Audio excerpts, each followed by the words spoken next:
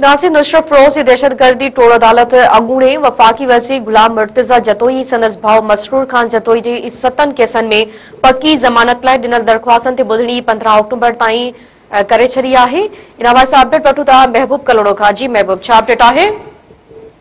जी बिल्कुल, अॻूणो वफ़ाक़ी वज़ीर गुलाम मुर्तज़ा जतोई ऐं संदसि भाउ अॻूणो सूबाई वज़ीर मसरूर खान जतोई दहशतगर्दी टोड़ अदालत जो जज बदिली थियण करे इंचार्ज जज जी अदालत सेशन कोर्ट में पेश किया आहिनि। मां तव्हांखे ॿुधाईंदो हलां त जिते वकीलनि जा दलील ॿुधण बैदि अदालत सभिनी केसनि में जेको आहे ॿुधणी 15 अक्टूबर ताईं मुलतवी करे छॾी आहे।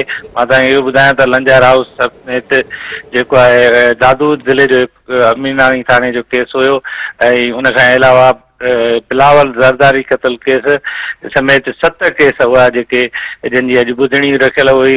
वरी उन्हनि में जेको आहे पक्की ज़मानत लाइ ॾिनल दरख़्वास्तुनि ते बि ॿुधणी थी ऐं जंहिंखां पोइ जेको आहे 15 अक्टूबर ताईं अदालत पारां उहा ॿुधणी मुलतवी कई वई आहे। जी